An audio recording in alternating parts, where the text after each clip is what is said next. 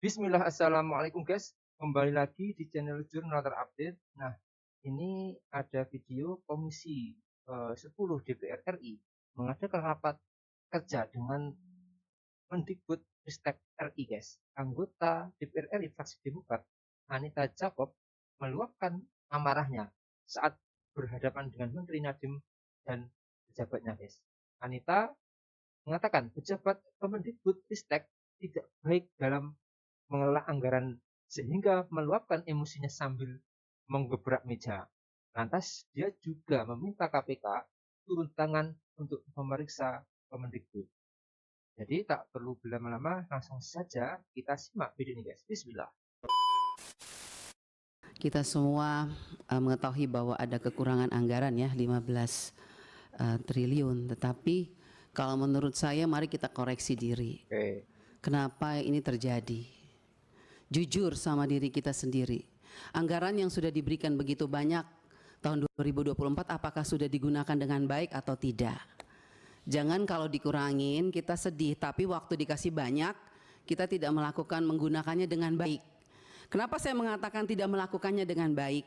Karena sampai hari ini Pak Menteri berulang kali saya katakan bahwa masih banyak persoalan terhadap realisasi anggaran dan penyerapan anggaran APBN itu ke daerah, baik transfer daerah, itu banyak persoalan. Mau masalah guru, sampai sekarang guru P3K yang sudah lolos P3K sampai sekarang belum dikasih SK. Provinsi NTT belum, mereka belum terima SK. Kedua, guru-guru daerah terpencil masih banyak yang belum terima juga tunjangannya. Ketiga, banyak bangunan-bangunan sekolah yang masih terbengkalai padahal dari 2021 anggarannya. Saya kasih contoh, di Kabupaten Kupang ada 17 sekolah bangunan yang dari 2001 sampai sekarang tidak terselesaikan. Mau lagi, kita lihat lagi. Dana-dana PIP. Nah, makanya kemarin saya mengatakan bahwa kalau KPK memberikan rekomendasi kepada Kemendikbud, harusnya Kemendikbud sadar.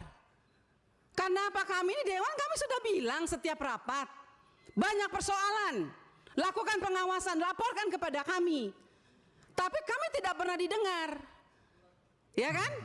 Akhirnya sekarang KPK memberikan rekomendasi, baru seakan-akan Kemendikbud kayak kebakaran jenggot. Bahkan kami anggota pemangku kepentingan mau diatur sama Kemendikbud untuk melakukan verifikasi oleh dinas. Loh, Anda sebagai kementerian mau nggak dilakukan verifikasi sama dinas? Jangan suruh dinas, jangan suruh apa yang kita usulkan harus dilakukan verifikasi oleh dinas. Kita ini lembaga tinggi negara, wakil rakyat. Kita yang menentukan anggaran di Indonesia ini. Bagaimana kepala dinas bisa memverifikasi data yang kita berikan? Anda sebagai kepala kementerian mau nggak diverifikasi sama dinas? Bapak Ibu ini kan orang-orang pintar setahunya saya di Kemendikbud. Orang-orang berpendidikan. Kok bisa salah mengambil kebijakan? Anda mengeluarkan Perseksjen yang di mana poin nomor 3 dikatakan bahwa data yang direkomendasikan sebagaimana dimaksud pada huruf B diverifikasi oleh Dinas Pendidikan. Loh, kita ini pemangku kepentingan usulkan itu dari Dapodik sekolah. Dapodik itu harusnya kan, makanya tadi Pak Andre bilang, operator sekolah itu diperhatikan. Karena semua itu dari operator sekolah. Kepala sekolah aja kadang-kadang tidak tahu apa yang terjadi dilakukan oleh operator sekolah. Dinas pendidikan juga nggak tahu. Nah, kementerian juga, jadi kalau mau lakukan verifikasi, harusnya kementerian melakukan verifikasi terhadap dinas, dinas lakukan verifikasi terhadap kepala sekolah, hasil verifikasi itu baru diberikan kepada kami. Itu jangan dibolak-balik. Bahkan saya minta Bapak Ibu pimpinan, kita ambilkan rekomendasi kepada KPK, periksa apa yang ada di Kemendikbud. Karena ini banyak persoalan, PIP, KIP, dana BOS, banyak hancur ini. Tolong Ibu, saya minta Pak Pimpinan, kita berikan rekomendasi kepada KPK, periksa dari 2021, 2022, 2023. Nggak usah tambah anggaran kalau memang banyak korupsi, uang negara habis, bukan untuk rakyat. Proses. Saya marah Pak Menteri untuk sekian kalinya. Karena memang ini kenyataannya di lapangan. Jangan dong kita dibikin seperti anak kecil. Kok apa yang diusulkan kita mesti diverifikasi oleh Dinas Pendidikan? Anda mau nggak sebagai menteri diverifikasi oleh Dikbud, oleh dinas? Jangan aneh-aneh lah.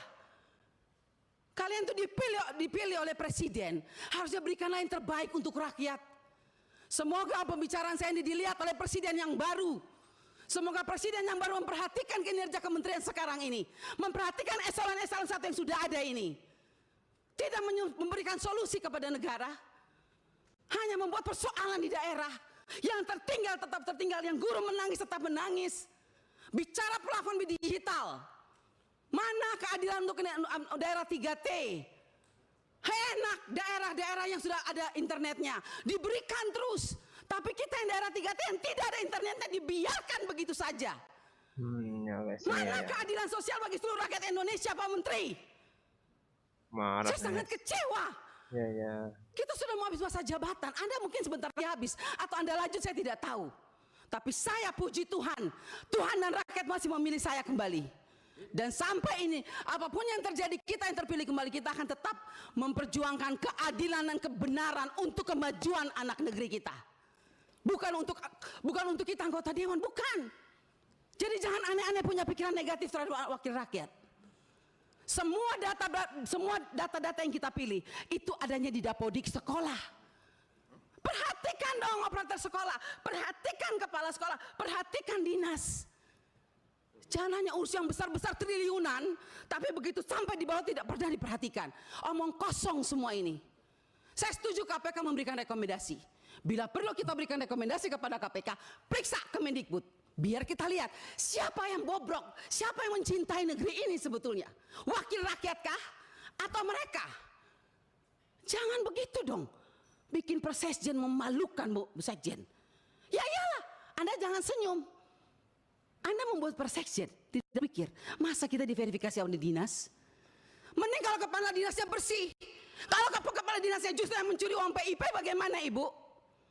Saya mau tanya sekarang, jawab. Apa Anda pikir semua kepala dinas bersih? Oh tidak. Mari kita buktikan. Mau kita turun, kita buktikan, kita tanya jangan sama kepala dinas. Tanya sama penerima PIP.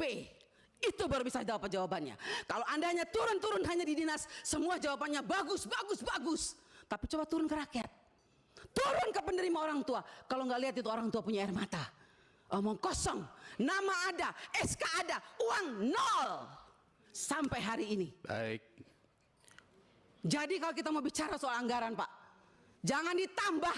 Tuhan juga tidak ingin semua uang negara ini hilang. Saya yakin dan percaya sampai ini anggaran turun. Karena Tuhan itu lihat air mata orang miskin. Jadi kalau anggaran turun jangan marah. Mungkin inilah kehendak Tuhan supaya kita koreksi diri. Stop dan bertobat. Kalau mau lihat bangsa ini baik dan lebih maju. Terima kasih pimpinan. Oke guys, saya sangat merinding mendengar Ibu punya aspirasi buat kepentingan pendidikan untuk negara ini guys. Ini baru anggota DPR RI yang diinginkan oleh rakyat beneran.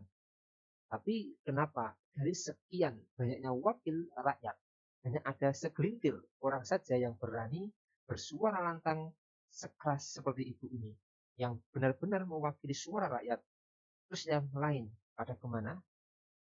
Seharusnya dari wakil rakyat dari Komisi 1 sampai Komisi ke-11 harus bisa kritis terhadap kebijakan pemerintah, terhadap kebijakan para menteri yang itu dianggap merugikan rakyat. Betul sih, banyak yang mengatakan apa yang dikatakan Ibu ini fakta. Bukan hanya di NTT, mulai dari pembagian P3K yang tertunda, dari tunjangan-tunjangan guru yang menunggak, dan kesejahteraan operator ada permasalahan. Jadi teruslah berjuang untuk rakyat demi kemajuan pendidikan di Indonesia. Jadi itu yang bisa saya uraikan untuk video kali ini. Bagaimana menurut kalian? Tulis komentar di bawah ini ya guys ya. Saya izin pamit dulu. Wassalamualaikum warahmatullahi wabarakatuh.